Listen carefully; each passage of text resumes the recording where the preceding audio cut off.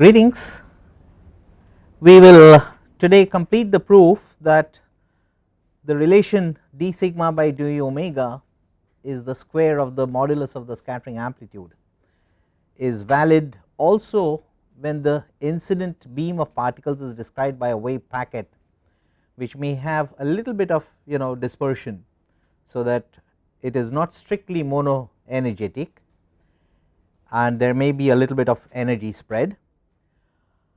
And then we will get back to our discussion on partial wave analysis, which will be the primary subject of this unit, and there is a lot of discussion that will follow using the partial wave technique in this unit, in unit 1.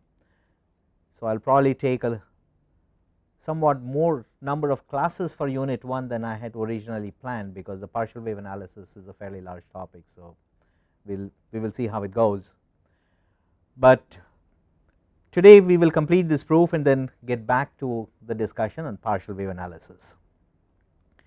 Now we had described the wave packet corresponding to free particles in the incident beam, and then we reconcile with the fact that the incident beam may not confront the target head on, but there may be a little bit of displacement in terms of what we call as the impact parameter, so that the centers are shifted a little bit, center of the wave packet may be a little bit shifted, and that was described by this impact parameter. Now notice that this impact parameter is, if the incident beam is coming like this and the target is here, the impact parameter is in a plane which is perpendicular to the direction of propagation. Okay, the vector b is completely in this plane, it is orthogonal to the direction of incidence. So just remember that, and with reference to that vector b, we write the incident wave packet with the subscript b, and this e to the I k dot r is then corrected to e to the I k dot r minus b, which is how you get this e to the minus I k dot b term over here. So this is the free particle wave packet, and the solution for the complete problem inclusive of scattering, when you have a potential which scatters the incident particle beam, is given by the replacement of this free particle term e to the I k dot r by the appropriate complete solution to the problem indicated by the superscript plus corresponding to the outgoing wave boundary condition. So it will include the incoming part as well as the outgoing wave part, right. That is the total solution to the Schrodinger equation along with the scattering potential. So this is the complete scattering problem solution, and because the wave packet is it will not be in the same region as the target itself when it gets to the detector, we use the asymptotic form, which is quite appropriate to be used over here, and we know this asymptotic form for an incident unit vector, incident momentum vector ki, to be given by this energy dependent normalization, and then there is an incident mono energetic wave over here corresponding to that particular vector ki, and then there is the scattered part which includes the scattering amplitude and an outgoing spherical wave e to the I k r scaled by the 1 over r, right. So this is the scattering solution. This will go over here and then it will become a part of this integrand in the complete solution to the scattering problem. So in terms of the wave packet description, you have got an incident wave packet corresponding to the impact parameter b, which is what we have written in the first row over here.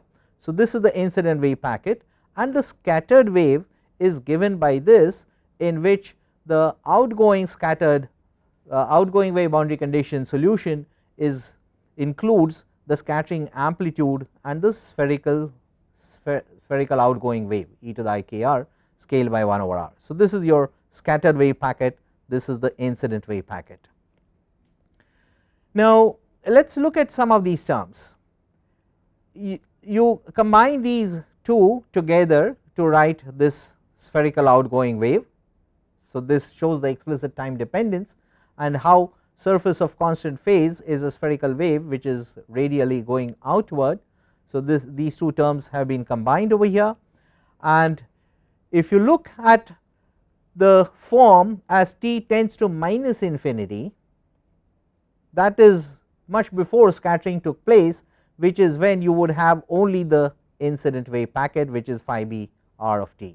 Now, this can be shown quite rigorously using mathematics, and I will refer you to this proof in Beverin's article, which you can refer to, but essentially you can see that as t tends to minus infinity, you will have only the incident wave packet corresponding to the impact parameter b, but then our interest is in t going to plus infinity, that is when you will detect the solutions to the scattering problem.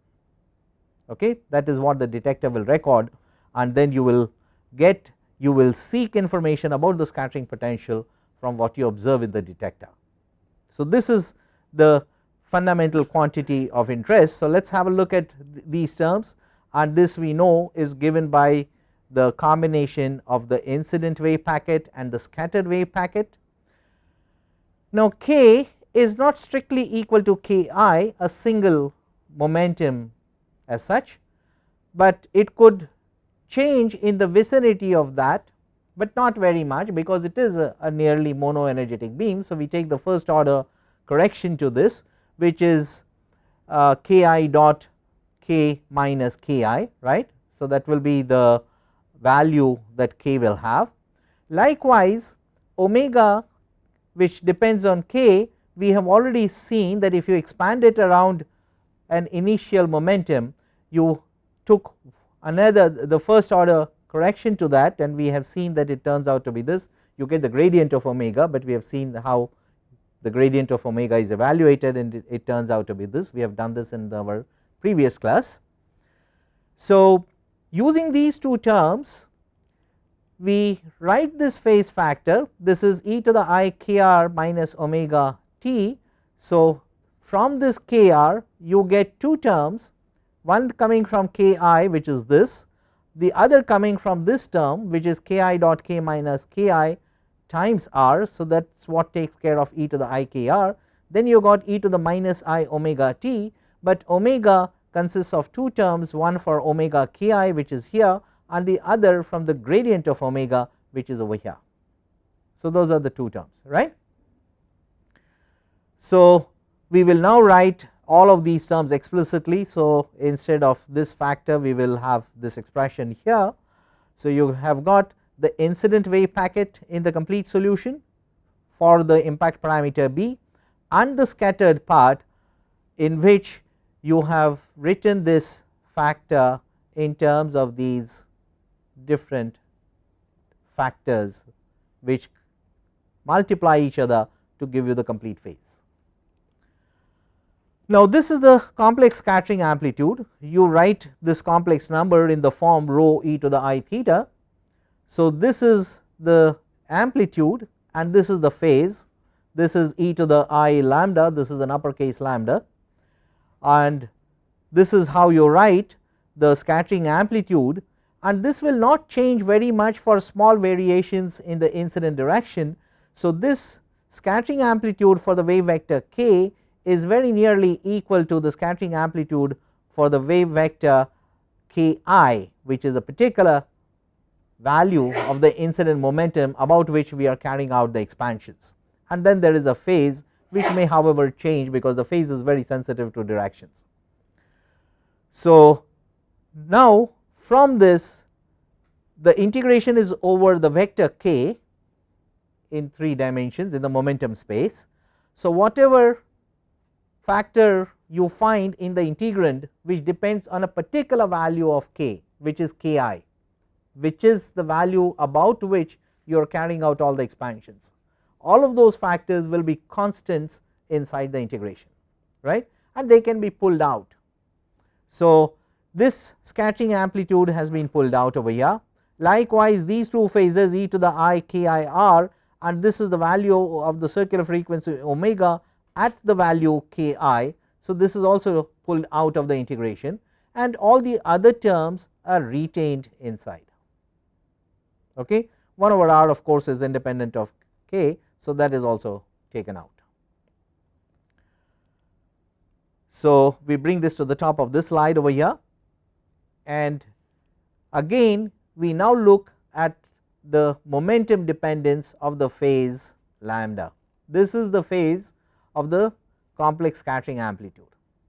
So, again you can expand this angle about the value corresponding to the particular value k I, and then again you have the first order approximation, and you will have the gradient of lambda dot its scalar product with the difference of the momentum of k and k I, and this gradient is what we call as rho at a particular angle omega. So, with this definition of rho, which is given by the gradient of lambda, you now have this lambda k to be given as lambda k I plus this rho, and there are these two terms which will come here, out of which the one corresponding to k I will be a constant under the integration, and that can be taken out. Okay. So, you have these two terms, one is here, this is the lambda at k I, and this is the rho dot k minus k I term. All the other terms are pretty much the same as they were in the previous expression. So, this is what we have got these two terms now, one is lambda at k I and the other is the rate at which lambda changes with k, that is the gradient of lambda dotted with k minus k I. All the other terms are essentially the same, and since this term depends only on k I, this e to the I lambda at k I can be pulled outside the integration sign. Okay. So, pull it out, and this has now come outside the integration. You have got the first factor which multiplies this integration in the momentum space. So, this factor is now taken outside the integration. What is also taken out is this e to the minus I k I dot b. First of all, we agree that it can in fact be taken out because it depends only on k I and a constant b, which is the impact parameter. So, it has no dependence on the momentum vector over which integration is being carried out, but then this factor did not exist in the integrand. So, you compensate for it by having this, you have e to the minus I k r dot b. So, inside the integration you add an e to the plus I k I dot b over here. Okay, you see that the other term is of course minus I k dot b, which was there in the integrand already. So, this is the extra term that you have pulled out and you have compensated for it over here, so that your integrand is well balanced. It continues to be what it was as you manipulate these terms. So, now you have got those terms which depend on k I, which are factored out of the integration, and inside the integration you have got a number of terms. Now, look at this one, this is the magnitude of the amplitude, this is the phase at that particular direction of incidence. So, these two can be combined and together they give you the complex amplitude at the vector k I. Okay. So, now that you have pulled this out, this factor had already been brought out, and together you can combine these two terms to write this complex amplitude corresponding to the incident momentum vector k I corresponding to scattering amplitude in the direction omega. Omega is a particular direction in the space, right. So, that is the direction in which scattering is taking place, and this is the measure of the probability amplitude for scattering in that particular direction. Okay. So, this is the complex scattering amplitude. So, the modulus and the phase have both gone into this,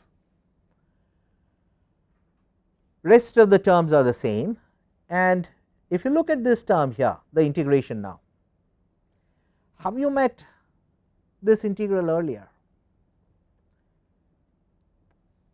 we have in fact dealt with this earlier already.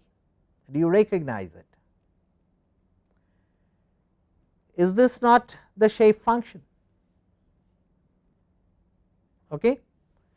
This is the same type of integration, means together with this 1 over 2 pi to the 3 half, we had defined with this 1 over 2 pi to the minus 3 half integration in the momentum space of this energy dependent normalization and e to the I theta, where theta was a certain phase, which was given in terms of the scalar product of k minus ki and a certain distance vector.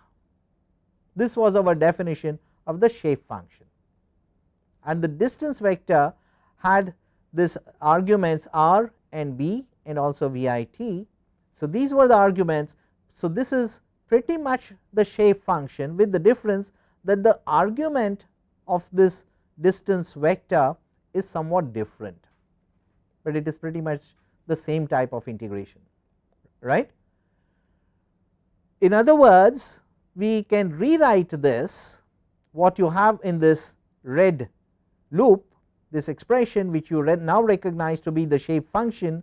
This is the same shape function, except for the fact that its distance vector argument is not r minus b minus vit, but it is given by these 1, 2, 3 and 4 terms. Okay. So, those 4 terms come over here, 1, 2, 3 and 4, all of those 4 terms.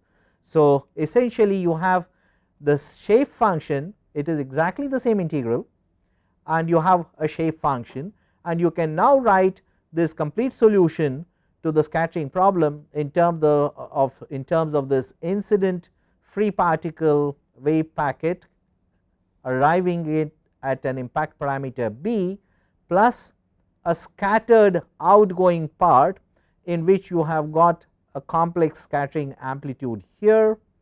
Then you have this phase factor here, e to the I k I r minus omega k I t. Notice that there is only one momentum in these two terms, which is k I. Then you have got a term in e to the minus I k I dot b, which comes here, and then you have got this integration in the momentum space, which is the shape function with this argument.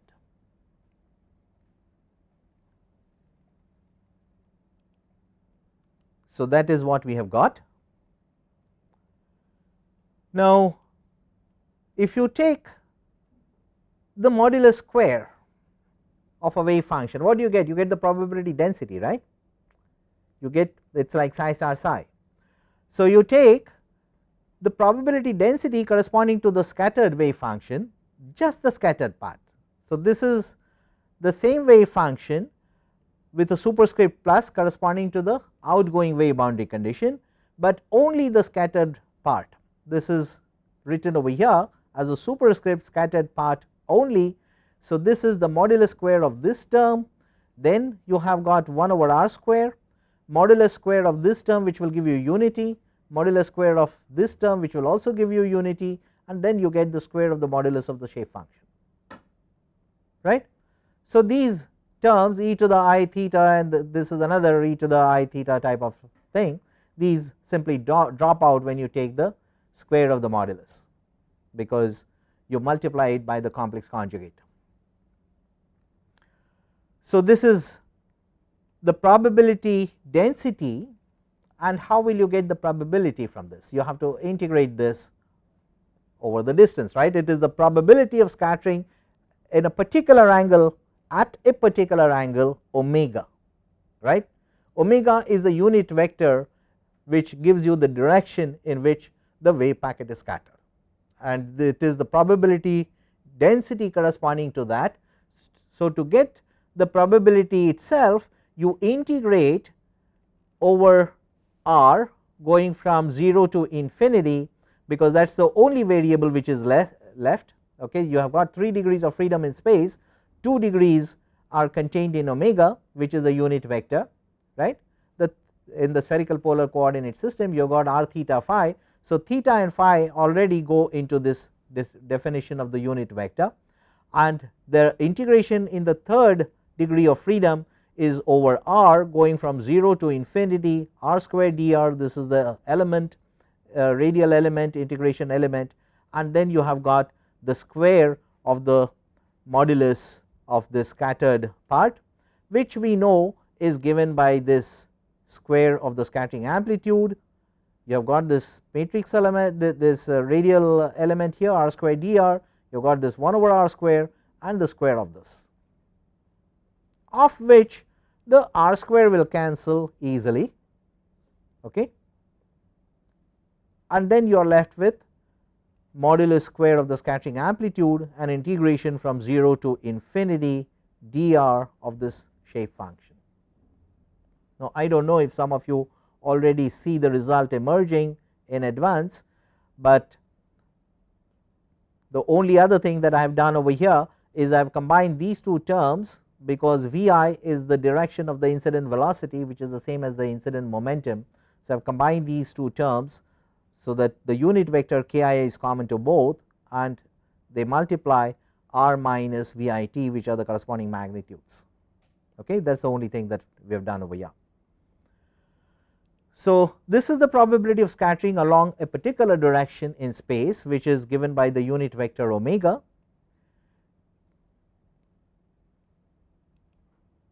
and if you now change the integration variable from r to z, okay. Now, what is the relation between z and r? Z is r cosine theta, but cos theta goes from -1 to +1.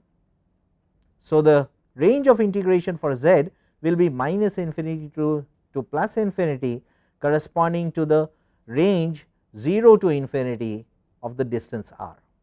So, you have got integration over z, this is just a change in variable from r to z, range of integration will be minus infinity to plus infinity, and this is the probability of scattering along the direction omega.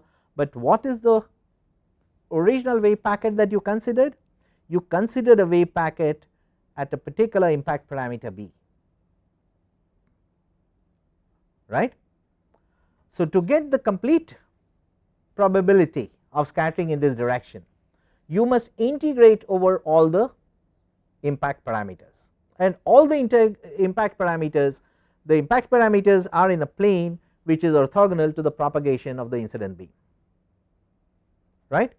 So, you have to carry out an integration over b to get the complete probability of scattering along the direction of omega, having taken into account all the possible impact parameters.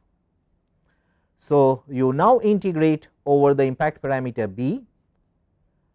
So, there are the impact parameter in this plane. So, it has got only 2 degrees of freedom. So, there is a double integration, you can write it in Cartesian coordinates or any coordinate system, it does not matter, but basically it is a double integration corresponding to the 2 degrees of freedom in this plane, right. So, there is this double integration corresponding to integration over the impact parameter b, this is independent of b, and then you have got integration over z going from minus infinity to plus infinity, and a double integration over the impact parameter. Now, what kind of integration do you have here? You have a triple integral. Yes. Equal to, we are writing r minus vi t equal to z. Yeah. So, how this limit is changing from 0 to infinity to minus infinity to plus infinity? It see essentially means you essentially what you are doing is integration over whole space. But in this case we are not taking the whole space, we are taking only the r integration.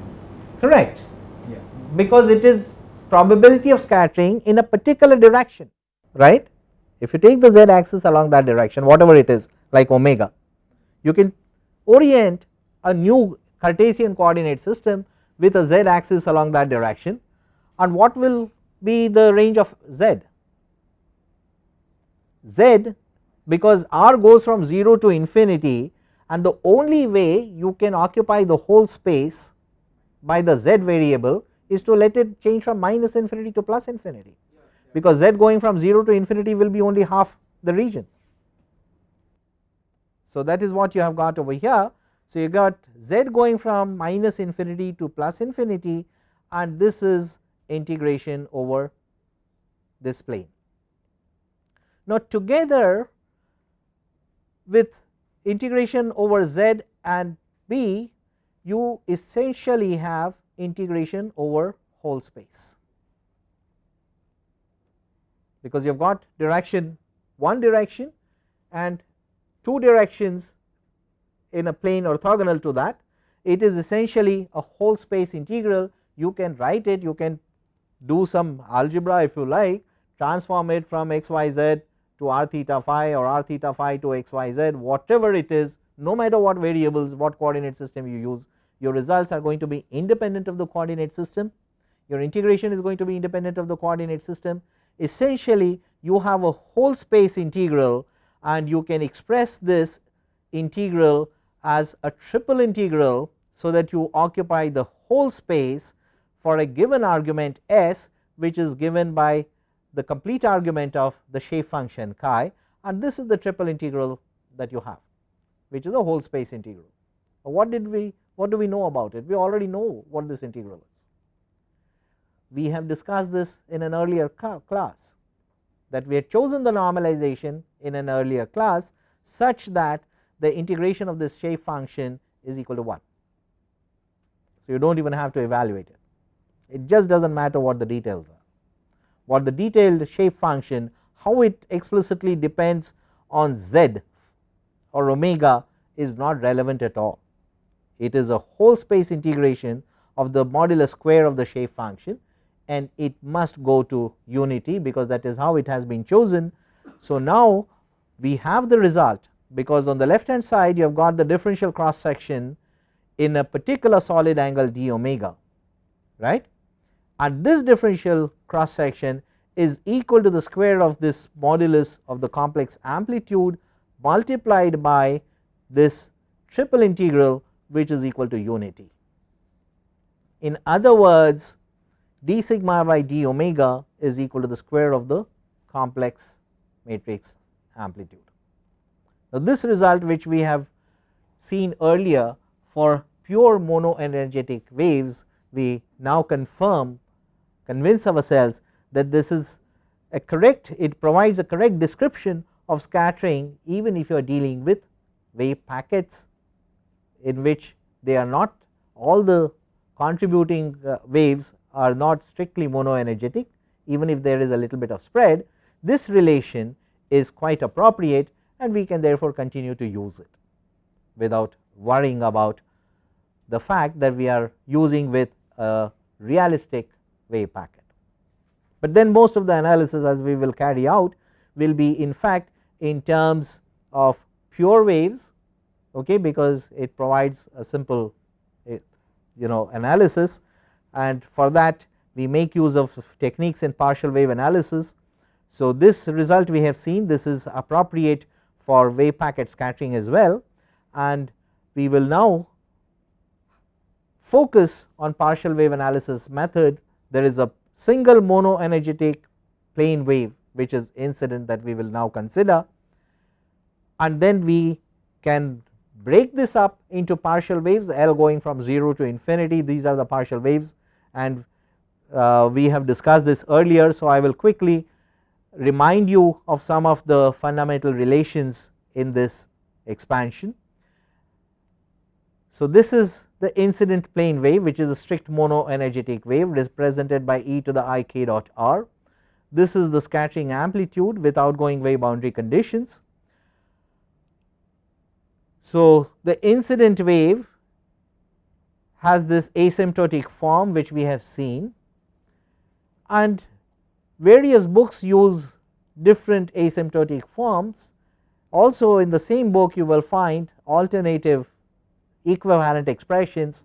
So, it is good idea to remind ourselves of what these alternate forms are, and I will quickly remind you of those forms. So, this is one of the forms that you have used earlier. You have also written this in terms of the spherical outgoing waves and the spherical ingoing waves, right, and you notice that there is from where is this L pi by 2 coming? L pi by 2 is pi by 2 is coming is because whenever you go from one partial wave to the next, there is a further phase shift of pi by 2. So, when you do it L times, it becomes L pi by 2. So, this is another form in which you meet the incident plane wave. You can take the PL cos theta, the Legendre polynomial, as a common factor which multiplies the first term as well as the second term, and write it in some other equivalent forms. You play with these terms, e to the minus I alpha L pi by 2 and e to the minus L I L pi, and you can write this as minus 1 to the L. You can also combine this minus 1 to the power L together with this Legendre polynomial, you get a Legendre polynomial corresponding to minus cos theta over here. So, these are various equivalent forms that you have seen. And then when you consider the total solution in the presence of a scattering target potential, you can write this radial part as y over r, and then you deal with an effective potential and find the solution for this y of r. This is when this is divided by r, you get the complete radial function. So, you have an effective potential which is made up of the physical potential Vr and the centrifugal term. So, together you have these terms, and this is reduced potential as sometimes it is called. All you have done is to multiply it by 2m over h cross square, so that you can write this in a somewhat simpler form without carrying these h cross and m terms in all the terms. So, instead of that, this is just a simple compact way of writing this by introducing this reduced potential. We have also discussed that when this effective potential falls faster than the Coulomb potential, and we have discussed why this condition has to be satisfied, that under the conditions that this potential falls faster than the Coulomb potential, you can solve this rather easily, and the solution is a linear combination of the spherical Bessel function and the spherical Neumann function. It can of course be written as a linear combination of any two linearly independent basis functions, but here we have chosen to do it in terms of the spherical Bessel and the Neumann functions, and our interest is in the region where you are going to keep the detector so well outside the range of the scattering potential, and these are the asymptotic forms of the Bessel and Neumann functions. So, the Bessel function goes as sine over kr and the Neumann function goes as minus cosine over kr with these arguments. Okay, the argument kr is shifted by L pi by 2 as we know, and in terms of these Bessel functions, in terms of the asymptotic forms of these Bessel functions, this is the solution for y. The solution for r will be y divided by r. So, right here you find that the kr in the numerator here can cancel the kr in the denominator. So, you write this in a somewhat simple form without the kr, and this is your asymptotic form for the y function, and now you can define the scattering phase shift from this ratio of these coefficients, and that appears over here. So, we have seen these forms earlier also. By minus cos kr by minus L pi by 2 by kr. So, these are well known properties of the Bessel and Neumann functions. Okay, you can set up the Bessel equation, take its linearly independent solutions. There are two linearly independent solutions, one is the Bessel, the other is the Neumann. If you look at the asymptotic forms, these are the forms that you get. You can also write it in terms of the Hankel functions if you like. So, you can make linear combinations of the Bessel and the Neumann. Okay. So, it does not matter what basis pair you are using as long as it is a linearly independent function, because any general solution you can always write in terms of any pair of linearly independent base functions. So, you can write it in terms of the Bessel and the Neumann, or the Hankel 1 and the Hankel 2. Okay. So, this is the scattering phase shift, and these expressions we have met earlier, and this is just a quick recapitulation so that we can continue with the partial wave analysis. We have done this in some details in the previous course, and these are the 4 lectures, lecture number 27, 28, 29 and 30 in unit 6 of our previous course, and all the details are there. And in this we know, we have discussed that you choose the coefficient CL according to outgoing wave boundary conditions to describe collisions, and I will not repeat that discussion over here, but only refer you back to these lectures which we have already discussed this particular factor.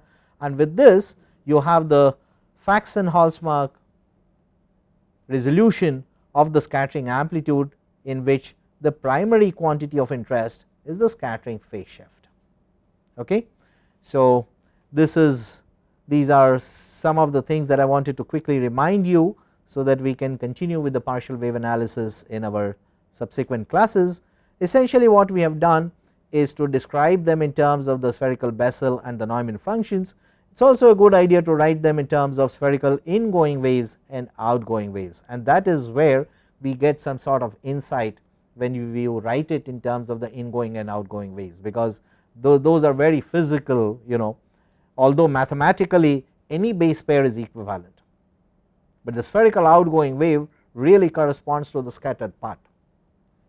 So, from the physical point of view, it is more useful to write these solutions in terms of the spherical ingoing and outgoing waves. So, this is the description in terms of the spherical ingoing and outgoing waves of the radial function, right. So, this is the complete radial function R.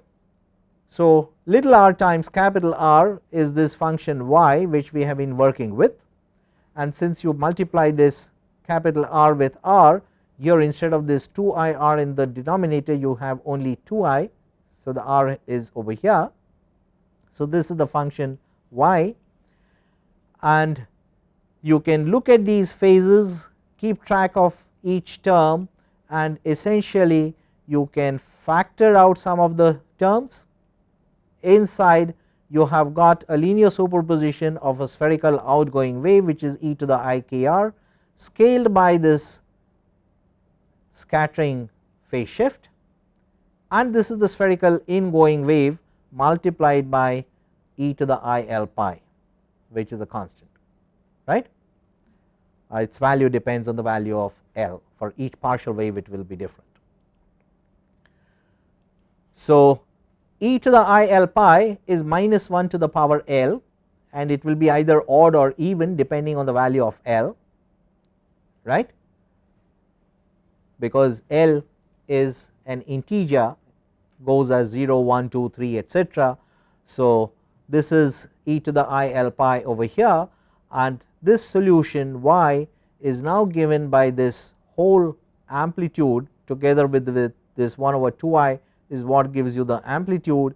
Then you have e to the I k r multiplied by this phase factor with the scattering phase shift, and the spherical ingoing wave multiplied by minus 1 to the L, which determines the phase of the ingoing wave.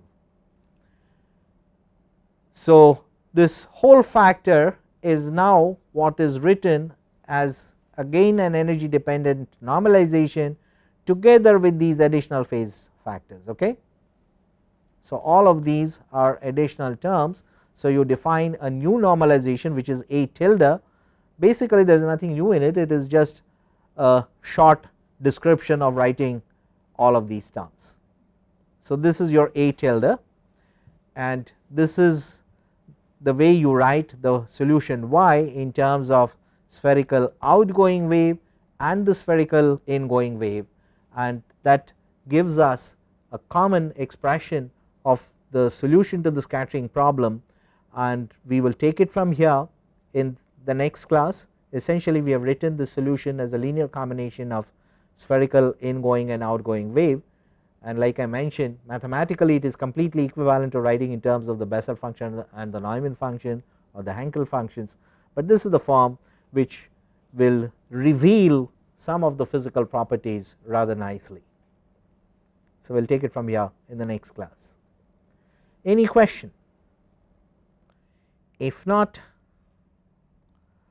Goodbye for now.